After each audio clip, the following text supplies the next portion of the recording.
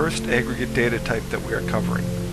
An array is a collection of elements of the same type. In this particular example, we have an array of 4 ints.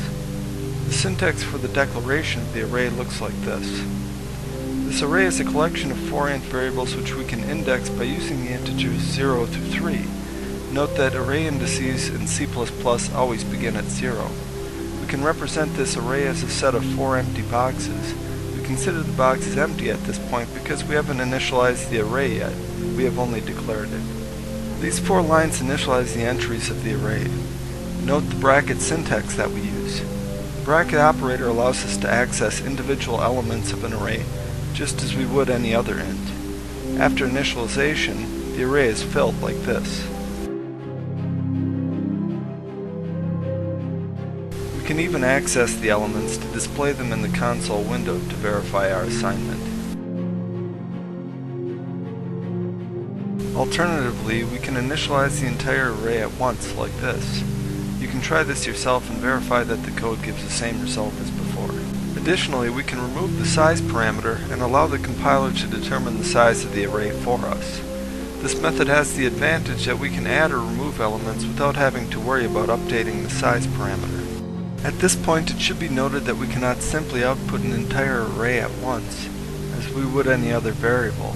If you try this, you will output the memory address at the beginning of the array. We can think of an array as a sequence of locations in memory.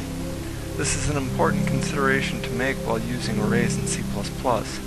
Arrays do not have bounds checking, so the compiler will not complain, for example, if you write this or even this. Indices outside of the bounds will cause accesses to memory that isn't part of the array. Accessing memory outside of our array like this can cause serious problems and be very difficult to debug. For this reason, many other languages make checks on the array bounds for every access. There are reasons for and against bounds checking. At present, we will just note that C++ doesn't check bounds. Also, we cannot use the assignment operator to copy one array to another like this, as we did with ints, doubles, chars, and bools. Instead, if we wish to copy an array, we need to assign each element individually. Usually this is best accomplished with a loop. Not everything that is true of arrays applies to char arrays. Char arrays were used for character strings in the early days of C and C++, and hence have retained some additional behavior. For example, you can use char arrays to input a string of characters like this, or we can initialize a char array like this. In both of these examples, the 0 is added at the end of the chars in the array. The 0 signals the end of a character string. Unlike other arrays, we can output an entire char array at once, but we should be sure that it has a 0 at the end.